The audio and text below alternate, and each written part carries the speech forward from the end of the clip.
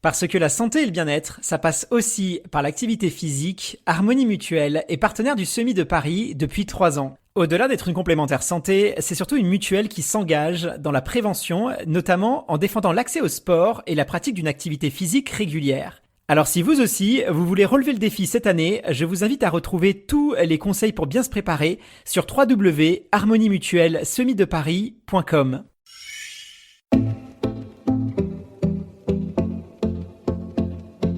Bienvenue sur Objectif Semi, le podcast officiel de l'Harmonie Mutuelle Semi de Paris.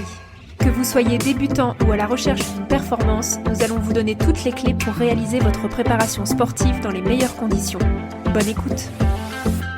Soyez les bienvenus sur Objectif Semi, le podcast officiel de l'Harmonie Mutuelle Semi de Paris. Et aujourd'hui, nous allons nous intéresser dans cet épisode à la préparation du semi-marathon. Que doit-on retrouver dans un plan d'entraînement semi? Quelles sont les qualités nécessaires pour s'épanouir sur cette distance? Et quels sont les pièges à éviter? Et pour nous aider à devenir un maître absolu du semi-marathon, j'ai le plaisir d'accueillir Frédéric Bellouze, entraîneur au Stade français athlétisme et spécialiste du monde de la course à pied. Frédéric, merci d'avoir accepté cette invitation de l'Harmonie Mutuelle Semi de Paris. Comment vas-tu ? Alors bonjour Guillaume, bonjour à toutes et à tous. Mais merci à toi surtout de m'avoir invité et ravi d'être là aujourd'hui pour parler de ce semi-marathon dans notre capitale française. Bah écoute, c'est avec un grand plaisir. Je te propose qu'on rentre sans plus attendre dans le vif du sujet. Tu n'es pas sans savoir que le semi-marathon est l'une des épreuves sportives les plus populaires en France. Et cette course, c'est souvent une étape clé dans la vie d'un runner parce qu'il faut quand même être en mesure de courir précisément 21 km 0 à 75. C'est quand même pas rien. On est vraiment dans de la course de fond pure. Selon toi, pourquoi cette distance, elle est aussi populaire? Et à ton avis, pour quel type de profil de coureur et de coureuse, cette course, elle est vraiment faite? Alors ça, c'est une très bonne question, je dirais même deux très bonnes questions, Guillaume. Alors tout d'abord, il faut savoir que le semi-marathon est l'une des distances les plus accessibles dans le monde de la course à pied.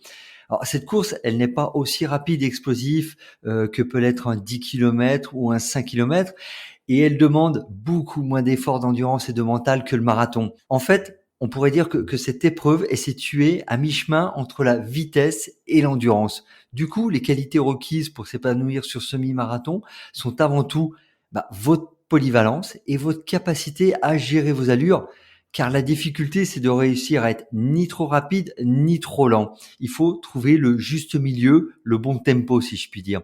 Alors, si tu as un métronome, une personne de gestion, de contrôle, cette course répondra parfaitement à ton profil de coureur.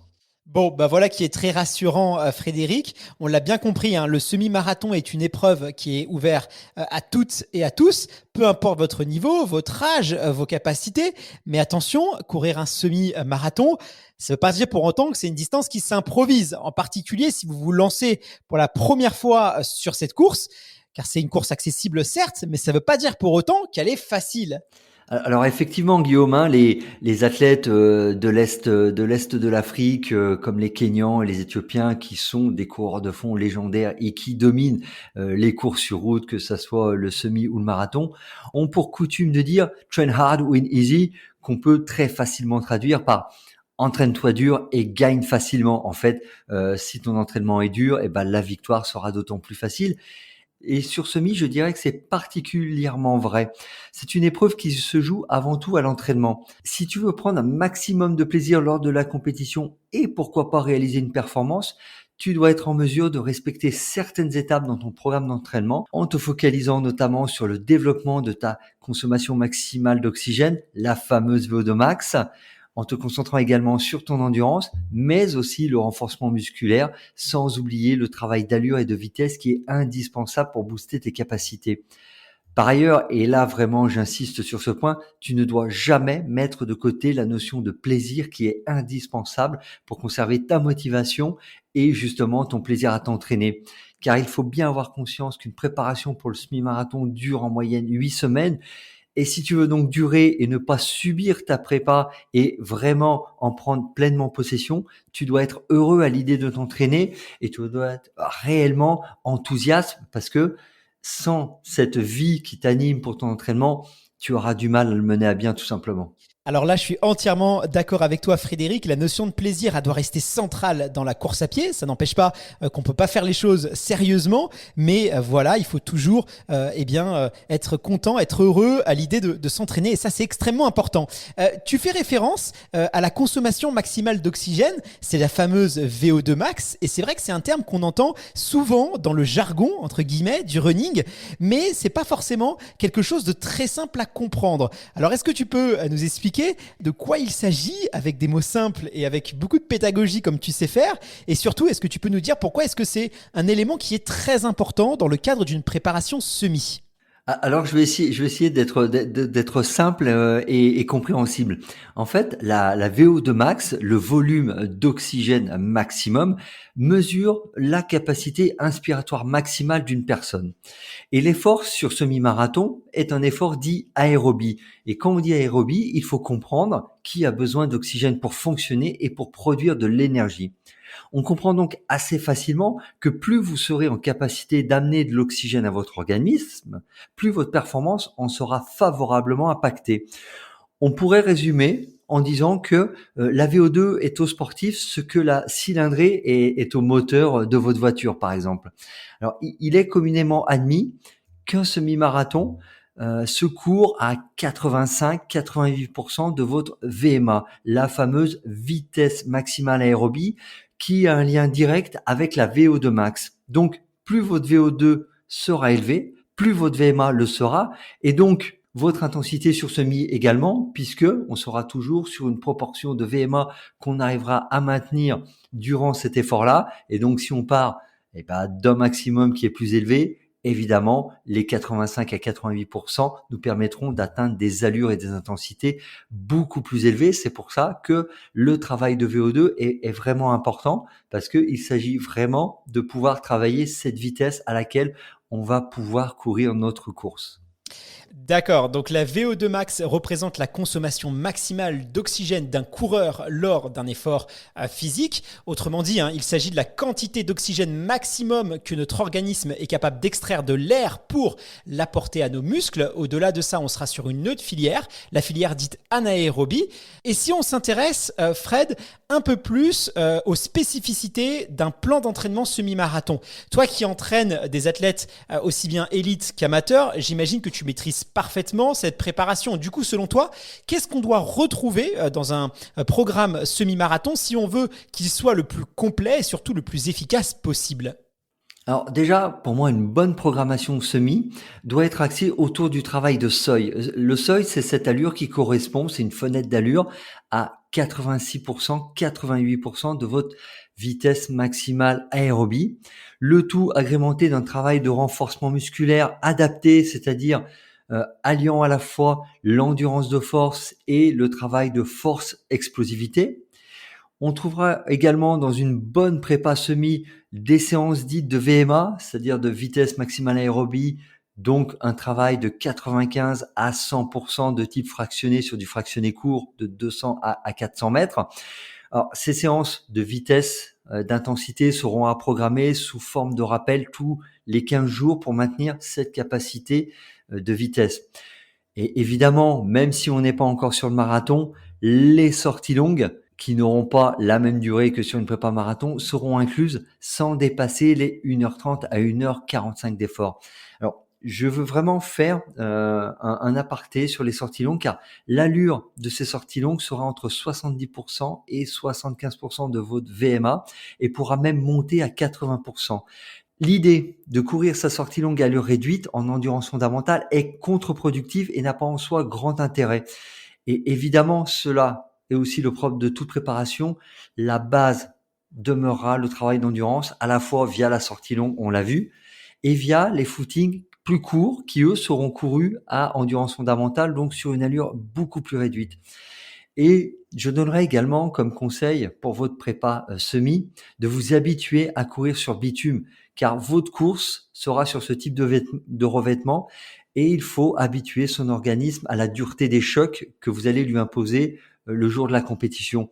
Mais évidemment, cela ne veut pas dire que vous devrez faire tous vos entraînements sur le bitume, varier évidemment les surfaces suivant le type de sortie que vous avez à faire. Mais par exemple, pour les sorties seuil et la sortie longue, privilégiez une surface qui va se rapprocher de la surface que vous rencontrerez le jour de votre course. Merci beaucoup Fred pour ce petit inventaire de la prépa semi-marathon. Tu parles de VMA, tu parles de seuil, tu parles de vitesse, mais c'est pas forcément très clair de comprendre la différence entre toutes ces intensités, même si j'imagine que dans tous les cas, il s'agit de courir très vite. Alors, il s'agit en tout cas d'aller plus vite que lorsqu'on fait notre footing, ça c'est clair. Alors je l'ai dit, le seuil est une allure qui se situe entre 86 et 88% de votre VMA. Et ce que nous qualifierons de vitesse, une allure entre 95 et 100% de cette même VMA. Et là, il ne faut pas se tromper sur le but du travail à ces différentes allures. Autant le travail de VMA peut être assimilé à un travail ayant pour but l'amélioration de sa vitesse, car dans l'absolu, nous visons l'augmentation de notre vitesse maximale aérobie lorsqu'on est en cycle de développement. Mais autant le travail de seuil, lui, ambitionne l'amélioration de son endurance. Et là, j'insiste, il faut se rapporter à la définition première de l'endurance, qui est notre capacité à maintenir l'intensité la plus élevée possible le plus longtemps possible. Le travail de seuil ne permet jamais d'augmenter sa VMA, même s'il permettra de maintenir plus longtemps une vitesse plus élevée. C'est subtil, je le comprends, mais il faut bien appréhender cette différence. Le travail de VMA vous permettra réellement de travailler la vitesse et le travail de seuil, en fait, vous permettra juste d'être plus résistant à intensité moyennement forte, si je puis dire. D'accord, donc visiblement la vitesse, elle joue un rôle quand même assez important dans la préparation d'un semi-marathon. Pourtant, tu l'as dit en introduction d'ailleurs, le semi, c'est pas une épreuve aussi explosive, aussi rapide qu'un 10 km par exemple. Alors pourquoi est-ce qu'on doit travailler sa vitesse quand on prépare un semi? Parce que normalement, on n'est pas sur des allures aussi rapides quand on court en compétition. Alors, l'idée, c'est qu'un entraînement doit être complet et vous avez différents facteurs de performance. Parmi ces facteurs de performance, vous avez votre VMA, votre indice d'endurance et l'économie de course. Le travail de VMA constitue donc une composante à part entière de votre performance et c'est pour ça qu'il ne faut pas la négliger puisque plus vous serez complet sur l'ensemble de ces trois tableaux que je viens d'évoquer, plus vous serez performant. Donc, même si au moment de votre course, vous avez une allure qui est très éloignée du travail de VMA pur, comme c'est le cas sur marathon, ce travail n'est pas à exclure parce que en développant cette qualité, vous permettez d'augmenter votre fameuse vitesse maximale aérobie. Et du coup, de manière très logique, comme je l'expliquais, votre allure sur semi étant une proportion aux alentours de 85% de votre VMA, eh bien, plus vous aurez travaillé à augmenter votre VMA, au final, de manière très logique, plus votre allure cible sur semi-marathon sera élevée. Donc, il y a un réel intérêt à travailler cette capacité qui fait partie intégrante des facteurs de performance. C'est noté. Bon, on a maintenant toutes les cartes en main pour réussir à merveille notre préparation pour l'Harmonie Mutuelle Semi de Paris. D'ailleurs, comme tu connais parfaitement cette distance, j'imagine que tu connais aussi les pièges et les erreurs qu'on peut commettre quand on prépare un semi-marathon. Du coup, est-ce que tu pourrais nous faire profiter un peu de ton expérience pour nous permettre justement d'éviter ces pièges et surtout de gagner du temps et peut-être même d'éviter les blessures parce que ça, c'est quand même des choses qui peuvent nous ralentir.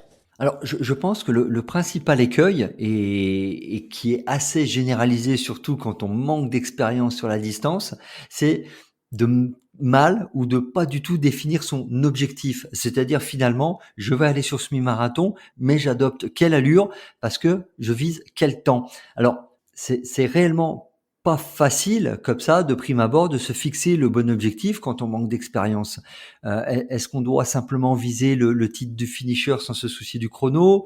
Est-ce qu'on doit être plus ambitieux ou alors au contraire très prudent?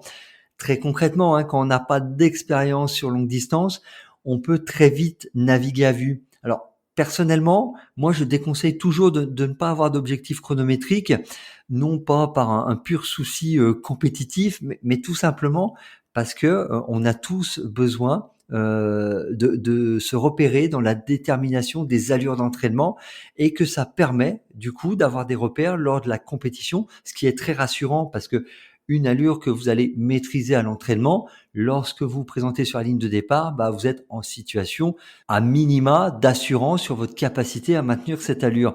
Maintenant, Comment on peut déterminer cette allure-là? Alors, il y a plusieurs possibilités. Soit à partir de votre fréquence cardiaque maximale, on considère qu'un semi sera couru aux alentours de 87-89% de votre fréquence maximale, fréquence cardiaque maximale. Soit si vous avez un repère chronométrique sur 10 km, eh bien, vous le prenez et vous enlevez 1 km/h à l'allure que vous aviez sur votre 10 km et ça vous donne une appréciation du temps que vous pouvez maintenir sur semi. Une autre manière, c'est de réaliser sur une distance intermédiaire.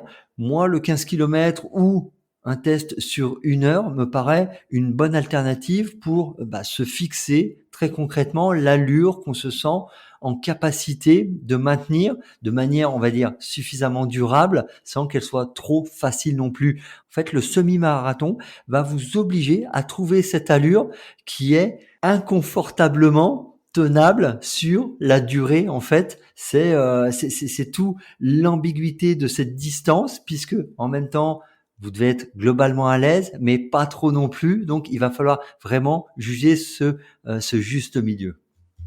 Hyper intéressant. Fred, est-ce qu'il y a d'autres pièges que tu connais, que tu pourrais nous partager aussi? Alors, hélas, oui, malheureusement, déjà, beaucoup de coureurs ont tendance à ne pas diversifier suffisamment leurs allures d'entraînement. La plupart du temps, ils s'entraînent toujours sur les mêmes allures et aussi réalisent toujours les séances qu'ils préfèrent. Et ce sont d'ailleurs les séances, très souvent, si on regarde, où on se sent le plus à l'aise, où on se met le moins en difficulté possible. Et cela de manière inconsciente, évidemment. Du coup, on ne diversifie pas les adaptations musculaires, cardiaques, physiologiques, mécaniques. Ça, c'est vraiment le premier écueil. Donc, ayez un panel d'allure, d'intensité le plus varié et le plus grand possible.